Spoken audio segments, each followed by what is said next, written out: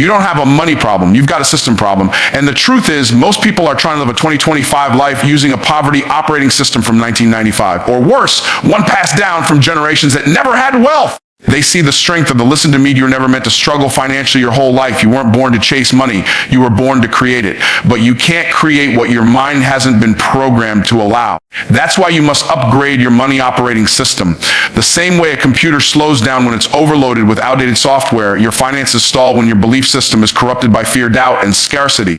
They see the strength of that old code you're running. It's filled with lines like, money is evil. We can't afford that. People like us don't get rich. That's not just bad thinking. That's bad programming. Now, let me tell you what God says. The word says, it is the Lord who gives you power to get wealth, not just the permission, the power. But power without programming is like having a Ferrari with no gas. You need divine coding, a kingdom software, a renewed mind. Some of y'all are managing your wealth, but you're not multiplying it. Why? Because your system was built to survive, not to scale. You know how to budget, but not how to build. You know how to save, but not how to sow. You've mastered maintenance, but avoided multiplication. But hear me, you will never master money with a mindset that was designed to avoid it. You need to delete the virus of financial fear. You need to uninstall the lies of lack. You need to upgrade your financial faith and install a belief system that allows to do what he already said he would bless you abundantly. And don't tell me it's not possible. Some of you are one belief away from a breakthrough, one offer away from overflow. But here's the catch. You can't run kingdom wealth on a poverty mindset. You'll crash every time, because God can't pour new wine into old wineskins, and he can't pour millions into a mind still programmed for minimum wage.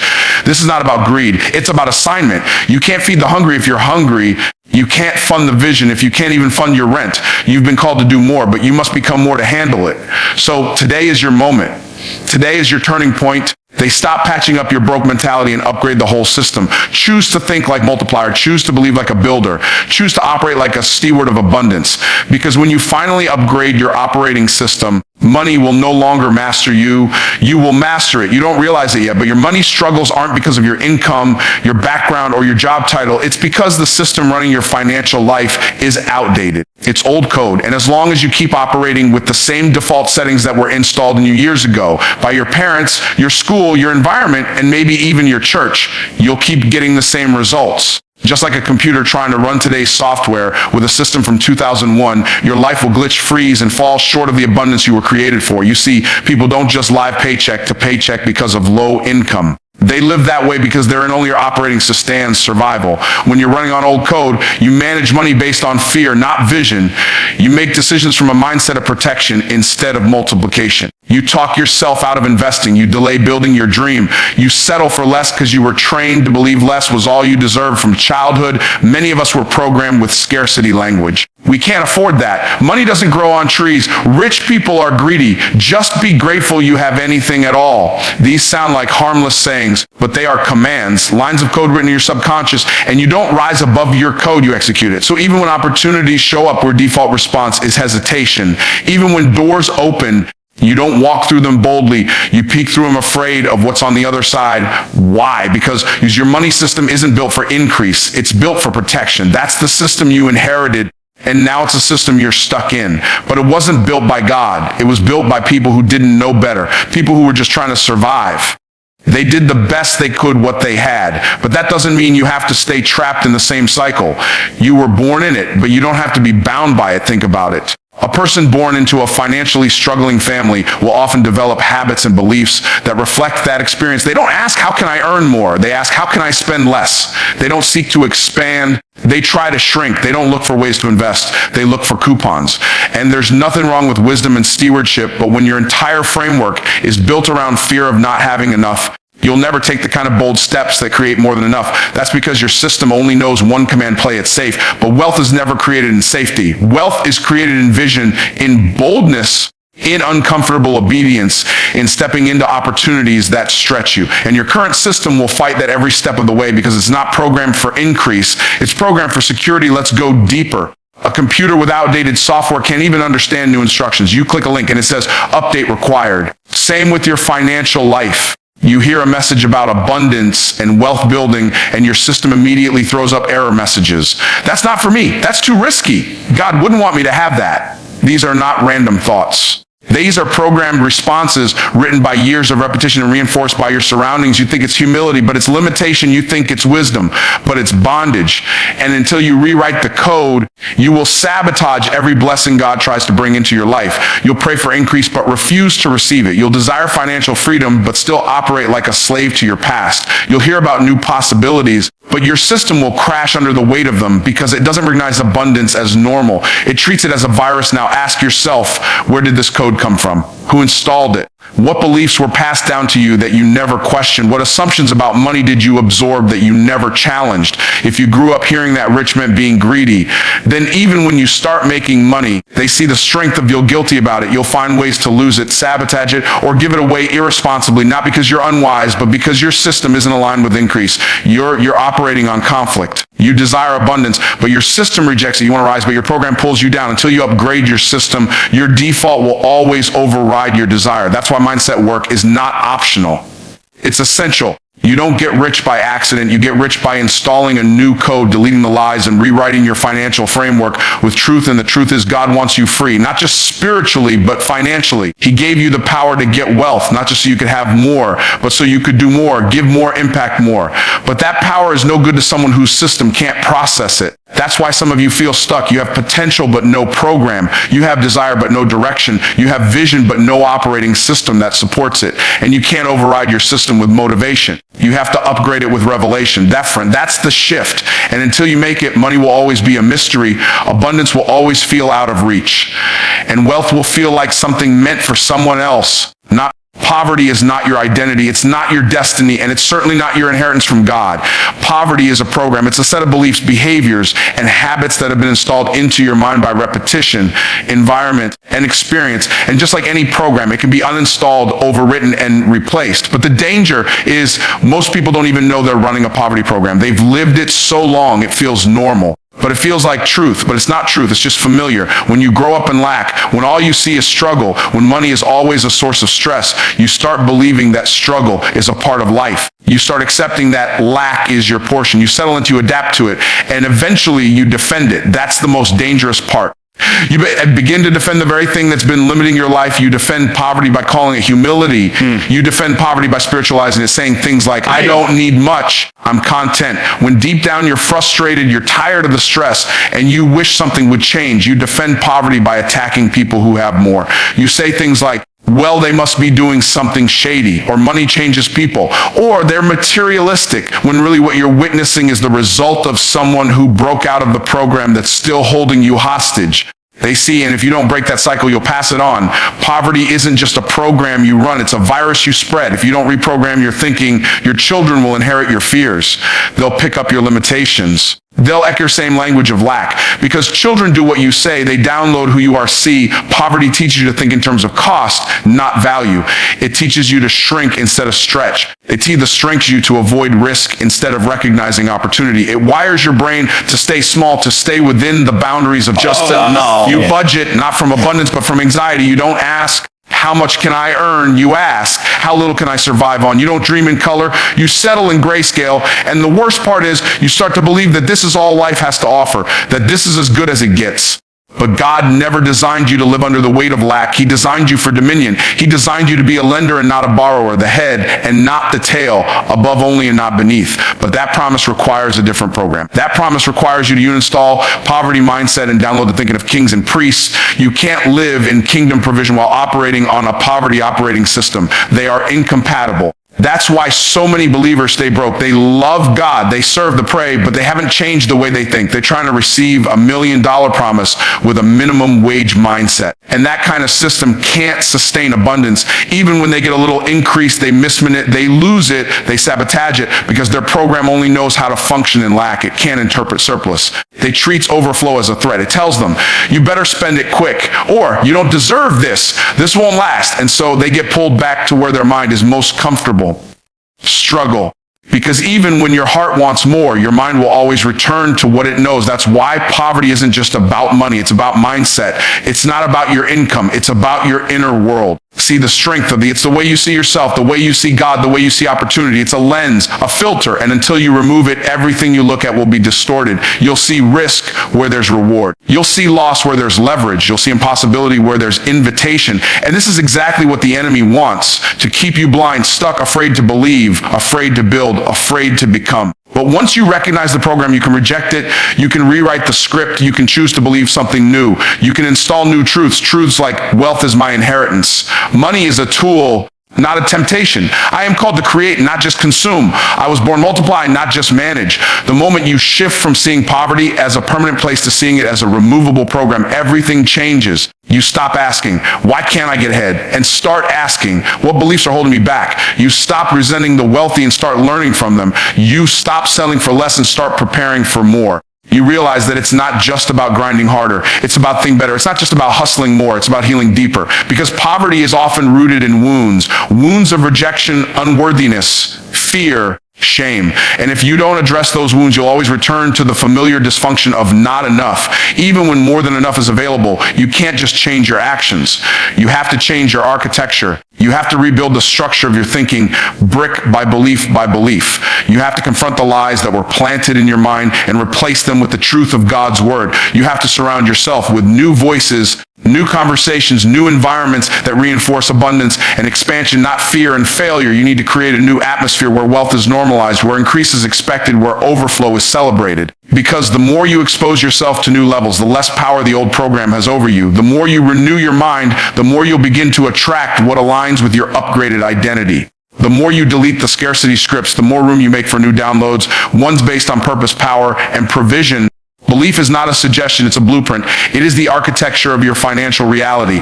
Whatever you believe, you build. Whether you believe in lack or in overflow, in fear or in favor, your outer world will always obey the blueprint of your inner world. That's why two people can come from the same neighborhood, the same school, the same struggles. One becomes wealthy, the other stays broke. It's not because one had more opportunity. It's because one had a different belief system. Your belief is the software your life runs on. It tells your brain what to pursue, what to ignore, what's possible, and what's off limits. You could have all the tools, all the info, and all the resources, but if your belief system isn't aligned with abundance, you will reject wealth every time it shows up. Not because you don't want it, but because your system isn't built to accept it. You will never rise higher than your internal belief about what you deserve, what's possible, and what God can do through you. Most people don't have a money problem. They believe wealth is for someone else. They believe they're not smart enough, skilled enough, chosen enough. They believe they missed their moment. They believe they don't have what it takes. And as long as you keep believing those lies, you will live within the limitations they create. The truth is, your belief is either building your bank account or draining it. Your belief is either creating doors or building walls. Your belief is either giving God permission to bless you or giving fear authority to block you. And you don't even realize it because your beliefs are running in the background like hidden code. You're not even aware they're controlling your decisions, but they are when you believe that money is scarce. You don't invest, you hoard. They the strength of when you believe you're not worthy of wealth, you don't charge what you're worth, you discount your value. When you believe success is for other people, you don't take bold steps, you play it safe. And then you wonder why nothing changes. It's because your belief system has already decided what you're allowed to experience. You're not stuck because of the economy, you're stuck because of your expectations. You've already predetermined your ceiling. You've already decided how far you can go. And your life is simply obeying the blueprint until you change what you believe. You can't change what you receive. The dangerous thing about belief is that it doesn't need to be true to powerful. It just needs to be accepted. You could be living under a lie right now, a lie that was whispered to you as a child, a lie that was passed down through your family, a lie that was taught to you in school, a lie was even preached to you from a pulpit. And if you accepted it, it became law in your life, not because it came from God, but because you agreed with it. Agreement is powerful. The moment you agree with something, you give it authority. You don't even need proof. Your belief becomes the proof. You start seeing the world through that lens. You filter every opportunity, every decision, every possibility through that belief. And you don't even challenge it because you've mistaken the belief for truth. But God didn't call you to live under false systems. He called you to walk in truth. He called you to what he said, what the world said, not what your family said, not what your past said. The word says that all things are possible to them that believe, not to them that hustle, not to them that know the right people, not to them that come from the right background. Belief is the access point. It's the doorway. It's the foundation of faith. Faith is not just for miracles. It's for money. It's for business. It's for increase. It's for expansion. But it starts with belief. You cannot access kingdom abundance with a poverty blueprint. You cannot walk into divine overflow if your internal system is designed for just enough, and belief is not passive. It's not a thought you agree with one Sunday morning. Belief is active. It shows up in your habits. It shows up in your language. It shows up in your goals. If you say you believe God wants to prosper you, but you make small moves, you're lying to yourself. If you say you believe in abundance, but refuse to invest in your growth, they see the strength of it. Your belief hasn't matured yet. Belief is not proven by your mouth. It's proven by your movement. What you believe shows up in what you build. What you believe determines how you show up, how you speak, how you sell, how you serve. Everything in your money life is connected to what you believe. If you want to upgrade your money operating system, you don't just need a new strategy. You need a new set of beliefs. You need to uninstall the lies. You need to delete the code that says you're too late, too broke behind, too behind average. You need to replace those beliefs with truth. You need to rehearse what God says until it becomes your new default. You need to train your mind to believe in overflow, even when your account says otherwise. You need to believe you are a wealth creator. You need to believe you are a solution bringer. You need to see the strength to believe that money flows to you because value flows from you. You need to believe that the more you serve, the more you receive. You need to believe that God doesn't want you just making it. He wants you multiplying. This kind of belief isn't weak. It isn't vague. It's bold. It's intentional. It's practiced. You get in the Word. You meditate. You speak it out loud. You expose yourself to environments that stretch your thinking. You disconnect from people who keep you mentally poor. You challenge every thought that doesn't align with abundance.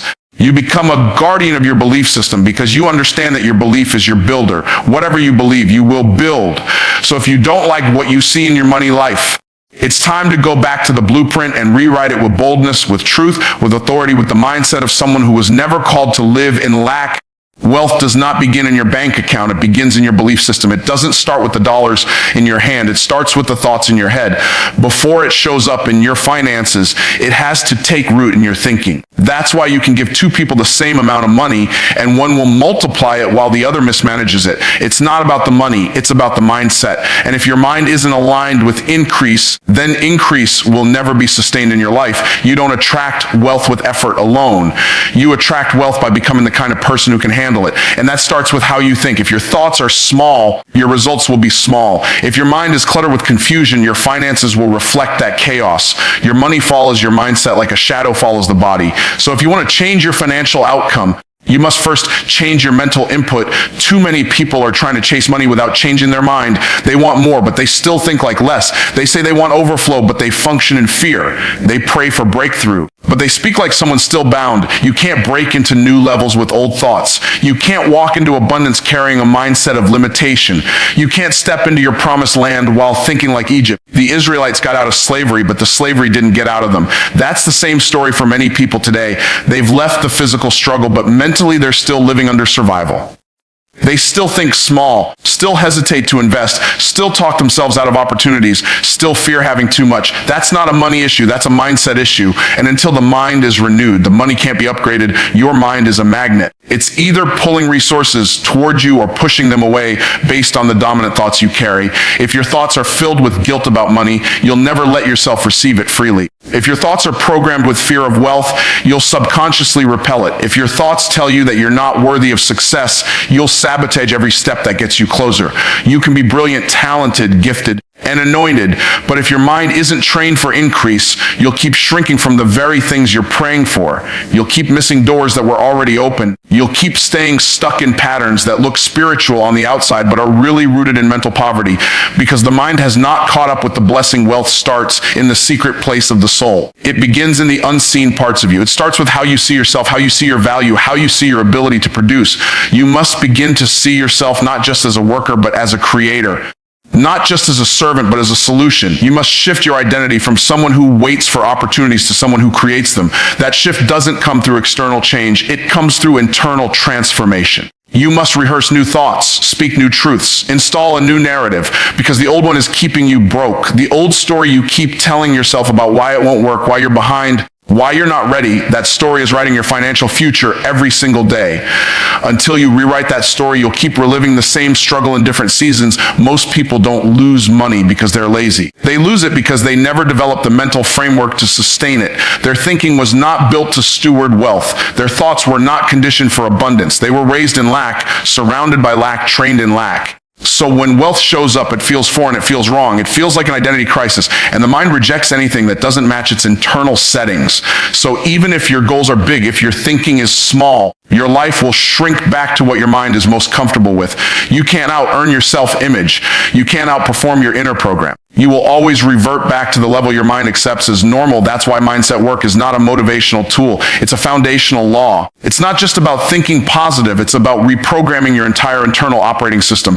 It's about identifying the lies that are holding you hostage and replacing them with divine truth. It's about disciplining your mind to think like a multiplier, a builder, a producer, a distributor of wealth. It's about confronting the thoughts that say you can't, you won't, you never have, and replacing them with thoughts that say you will, you can, and you must. This kind of thinking isn't automatic. It's intentional. It's developed. It's forged in the fire of faith. Because everything in your financial world flows from the thoughts you entertain and the beliefs you rehearse. You must begin to cultivate thoughts that align with your divine assignment. If you're called to impact nations, you need to think like someone who can fund nations. If you're called to create legacy, you need to think like someone who builds generational structures. If you're called to be the lender and not the borrower, you need to start thinking like a lender, not a struggler hoping to get by. That requires mental mastery. That requires intentional thought training. That requires you to sit with the word until it rewires your identity. Because until your thoughts match your assignment, you will always live beneath your potential. So the question isn't whether wealth is possible for you. The question is whether your mind can hold it, whether your thoughts can sustain it, whether your internal narrative is strong enough to support the external blessing you're believing for. Because you will never rise above the thoughts you choose to entertain daily. Your money will always move in the direction of your most dominant thoughts. And until your thinking shifts, your income won't. Until your thoughts expand, your territory can't. Until your inner world changes, your outer world is stuck on repeat. The most people think poverty is their enemy, but let me tell you, confusion is the real enemy of wealth. Confusion about your identity, your purpose, and especially your relationship with money. And if you don't upgrade your money operating system, you'll keep running on broken code, mental software that's outdated, ineffective, and full of bugs planted by society, culture, and sometimes even religion. When your mental operating system is based on survival instead of strategy, you'll constantly find yourself reacting instead of creating. You'll work hard and still stay broke because your system is set to operate in fear and limitation rather than faith and multiplication. You can't attract what your system can't process. If you've been programmed to believe that money is the root of all evil, then every time money tries to flow into your life, your system will reject it like a virus. Not because you don't want it, but because your subconscious has been taught to treat wealth a threat. That's why some of the most gifted people stay broke. They've got millionaire talent, but a poverty mindset. It's not about working more hours. It's about rewriting your financial firmware. You've got to uninstall the lies and reinstall the truth. And the truth is, wealth is a tool. Money is not your master. It's your servant. But until you believe that your money will never multiply, it will only maintain or disappear. Look at how a computer behaves when it's running on outdated software. It crashes, it lags, it can't handle new programs. That's how most people are living financially. Crashing under debt, lagging behind in opportunities, unable to handle the blessing overflow. They've got the wrong system running. And you can't expect millionaire level results with minimum wage level coding. Some of us are running on a scarcity loop. We open our mouths to speak life, but our system auto-corrects to lack. We talk about budgeting like it's bondage. We talk about investing like it's gambling. We treat financial literacy like it's optional instead of essential. Why? Because our operating system hasn't been upgraded to understand abundance as a default setting. They see the strength of your operating system was written by its environments and expectations, most of which were handed to you by people who were broke, scared, or stuck. If your parents lived paycheck to paycheck, chances are you inherited that code. If your school taught you how to pass tests, but not how to build wealth, you inherited that code. If your church taught sacrifice, but never taught stewardship, you inherited that code. And let me tell you something, hand-me-down beliefs don't fit a next-level destiny. You've got to audit your system. Ask yourself, who programmed me? What version am I running on? And is this system designed to build legacy wealth or just survive another crisis?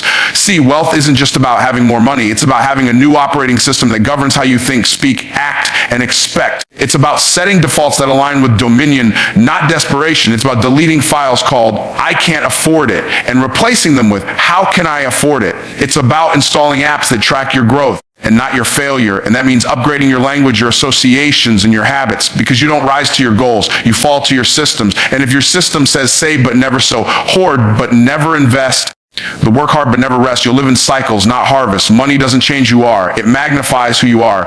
And if your system is broken, more money will just amplify the dysfunction. That's why lottery winners go broke and entrepreneurs build empires from scratch. It's not about the cash, about the code. Your financial destiny is not tied to your income. It's tied to your mindset. And your mindset is the software that runs your entire life. When you upgrade it, money doesn't just come to you. It flows through you, multiplies from you, and builds legacy beyond you. That's when you know your system is aligned with divine design. If your current financial habits were a mobile app, would you rate it 5 stars or delete it? Would you recommend it to your children or warn them to do the opposite? Think about that. Because your financial operating system is not just affecting your wallet, it's shaping your legacy. You can't leave wealth if you don't first build wisdom. And wisdom starts with understanding that every layer you touch is a seed, every decision you make is a line of code, and every belief you hold is a command your life must obey. When you install new beliefs, you get new results. But if you're still running 1990s money thinking in a 25 economy, you'll keep getting system errors, bounce checks, missed opportunities, and empty accounts. You don't need more hustle. You need better code. They see the strength of a second job. You need a second mindset. You don't need another loan. You need a new level of leadership over your finances, because wealth flows to those who are aligned, not those who are anxious. It flows to those internal system can handle the weight of abundance without crashing in chaos. When your operating system is upgraded, financial favor becomes your new normal, not your rare miracle. Money finds you, opportunities chase you, and peace follows you. But it all starts with a system upgrade, because you can't millionaire results with a minimum wage mindset. Most people don't realize this, but you're envigramming your financial operating system every single day, not just the environment you're in physically, but the emotional, mental, and spiritual atmosphere you're surrounded by. If you're constantly around scarcity thinkers, broke conversations, and survival mode language, your brain starts writing code that limits your financial potential. Think about this. A computer doesn't question the code it runs, it just executes it. And that's exactly how your subconscious works. If your internal system has been coded with fear, doubt, lack, and limitation, you'll unconsciously resist prosperity, even if it's knocking at your door. You'll find ways to self-sabotage. You'll delay action. You'll shrink your vision. That's not because money is hard to get. It's because your system doesn't recognize abundance as familiar.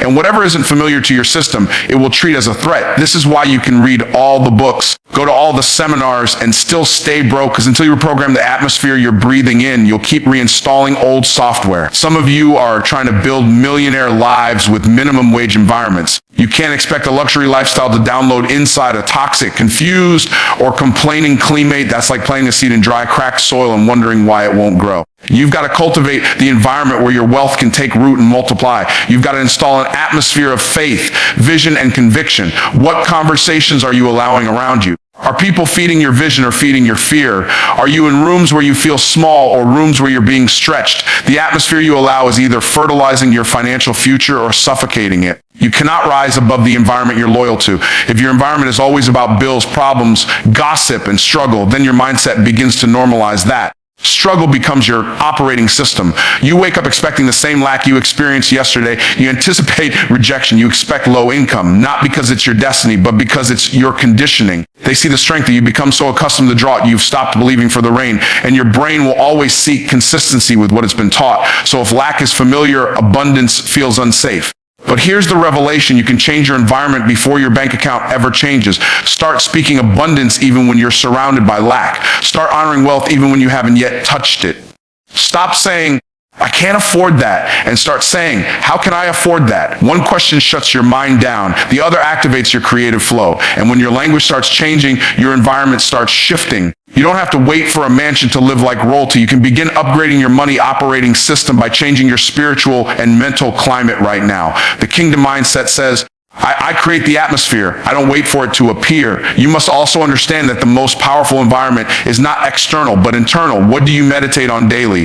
What's the soundtrack running in your mind all day? Is it regret? Is it defeat? Or is it victory, faith, and strategy? A person with a prosperous environment in their soul will turn any situation into a harvest field. Joseph was in prison, but it's the internal environment still operated like royalty. David was overlooked in the pasture, but his atmosphere of worship made him ready for the palace.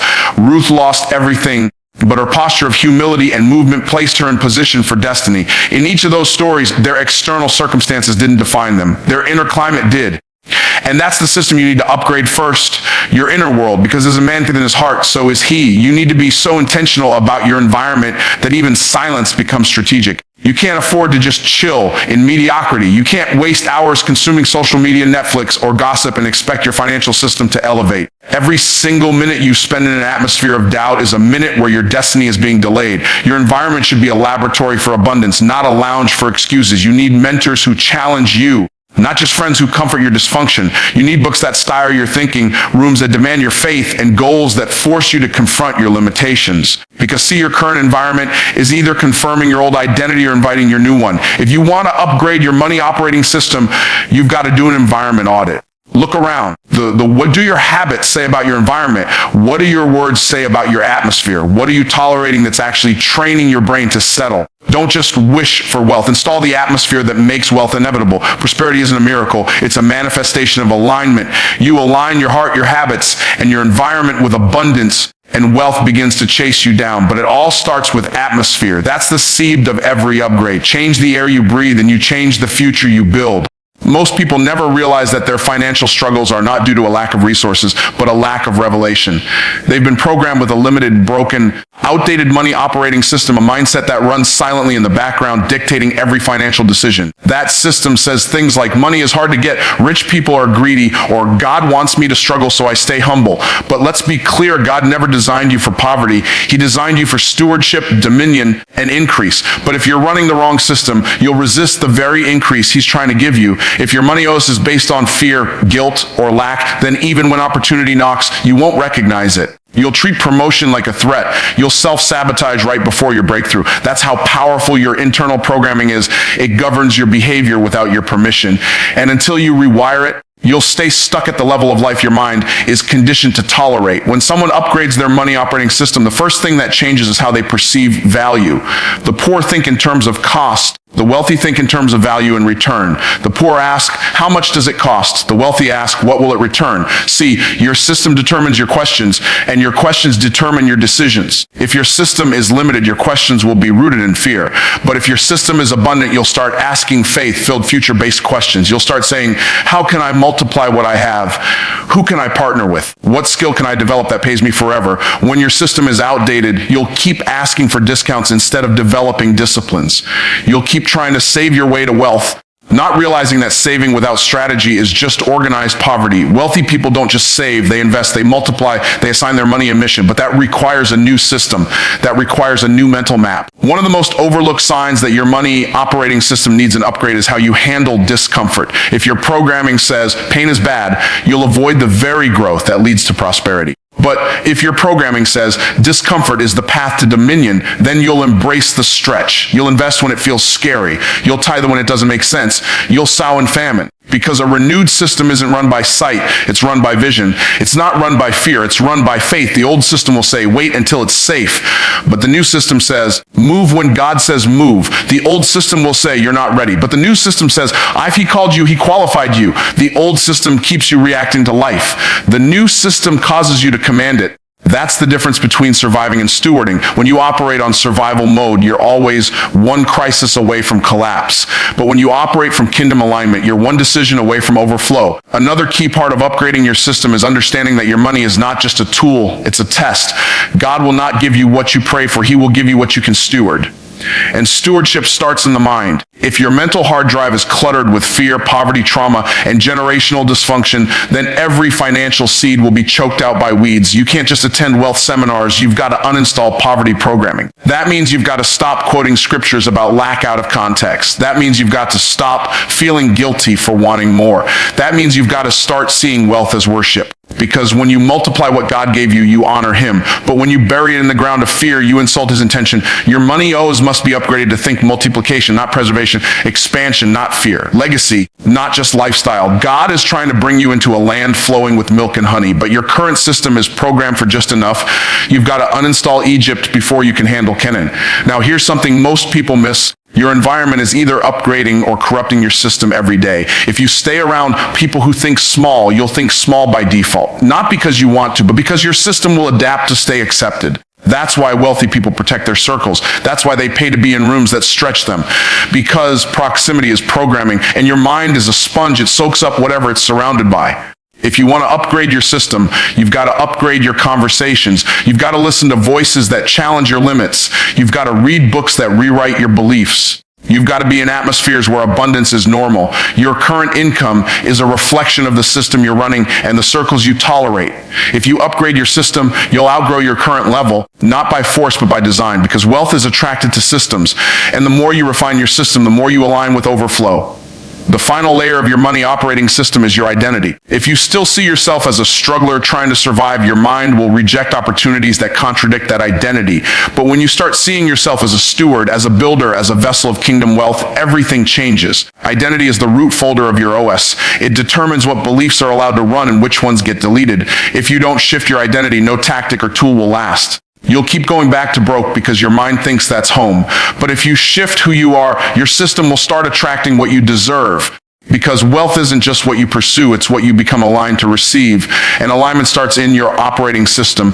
Most people want wealth, but they never ask themselves a more important question. Am I prepared to manage it when it comes? See, the truth is, money doesn't change who you are, it magnifies who you are. If you are undisciplined with 100, you'll be destructive with the 100,000. And if you're careless with 40,000, you'll be a curse with 1 million. The problem isn't just a money issue, it's a stewardship issue. And stewardship is not about how much you have, it's about how you manage what you have. Wealth doesn't begin with income, it begins with insight. It begins with you understanding that God will only give to you what he can get through you. So if your hands are closed, if your heart is hardened, and if your habits are disordered, you are blocking your own financial breakthrough and blaming the devil. But often, it's not the devil who is delaying your increase. It's your inability to be a wise and faithful steward over what's already in your hands. You can't ask for more when you're still mismanaging the minimum. God is not a God of waste, and the kingdom doesn't run on dysfunction. Heaven has order, heaven has systems, heaven has principles. And if your life, your house, your business, your bank account is out of order, why would a God of order pour more into chaos? You say you want overflow, but you still operate in lack. You say you want abundance, but you make decisions from fear. You say you're waiting on God, but the truth is God is waiting on you to grow up and manage what you already have with faith, with purpose, and with discipline. Stewardship means asking yourself the hard questions. Am I being faithful over the few? Am I maximizing my current income? Am I multiplying what's in my possession? Or am I living like a financial toddler, crying for more, but not mature enough to handle it? Let me tell you something. Your money habits are either multiplying your favor or repelling your increase. Your financial behavior is either a magnet or a repellent. God doesn't bless laziness. He doesn't bless entitlement. And he doesn't bless foolishness. If you're praying for more, but you won't educate yourself about how money works, you're wasting your breath. If you're declaring financial freedom, but still living with a poverty mentality, your confession is canceled by your contradiction. Stewardship demands structure. It demands intention. It demands that you take ownership of what comes in and what goes out. You should know where every dollar is going because every dollar has an assignment. If your money has no mission, your wealth will have no direction. Money is a tool, but tools must be managed. You don't just throw a hammer on the floor and expect a house to be built. You've got to learn how to use the tool. You've got to sharpen the tool. You've got to organize the toolbox. Some of you are praying for a financial miracle, but you don't even have a budget. That's like asking for a harvest with no place to store the crops. You're asking for rain, but you haven't built a reservoir. You're asking for more money, but you're still living paycheck to paycheck, not because of your job, but because of your mindset. The overflow you want is blocked by the overflow you waste. You want God to bless your business, but you won't even track your monthly expenses. You want God to send clients, but your customer service is sloppy. You want wealth, but you're treating your finances like a hobby instead of a ministry. And yes, I said ministry because how you handle money is a reflection of your worship, your wisdom, and your willingness to partner with kingdom principles. There are 3 areas where stewardship must be upgraded: your discipline, your decisions, and your direction. Discipline is what you do daily with your money. It's the small, consistent choices, delayed gratification, saying no to unnecessary purchases, choosing to invest instead of impress. Decisions are about alignment. Are you making financial choices that honor your vision or sabotage it? Are your money decisions based on purpose or pressure? Then there's direction. Where is your money taking you? Every dollar you spend is a vote for your future. Every seed you sow is a blueprint for your harvest. But if you don't even know what you're building, your spending will be scattered. When your stewardship lacks direction, your finances will lack growth. One of the most powerful things you can do is sit down and tell your money where to go before it tells you where it went. That's what wise stewards do. They don't just hustle harder, they steward smarter. They assign their income, they invest in assets, not addictions. They multiply their seeds instead of eating them. God is not going to force you to be rich. He's not going to override your will. He's going to check your stewardship. Can he trust you to give when he prompts you? Can he trust you to tithe even when the budget is tight? Can he trust you to save even when it feels slow? The reason most people stay broke is because they keep asking God for a flood, but they won't fix the leaks. You've got leaks of emotional spending, leaks of poor planning, leaks of unnecessary debt. And instead of fixing the leak, you're standing under the heavens yelling, "Open up the windows, Lord," while all your increase is dripping through holes in your stewardship system. If you're serious about upgrading your money operating system, start with stewardship, start with structure, start with strategy. The blessing is not just in the prayer, it's in the plan. The breakthrough is not just in the shout, it's in the stewardship. Your finances don't change just because you're anointed. They change because you're aligned. When God sees that he can trust you with little, he will make you ruler over much. Not because he favors you more, because you've proven that you can handle the weight of wealth without compromising the values of the kingdom.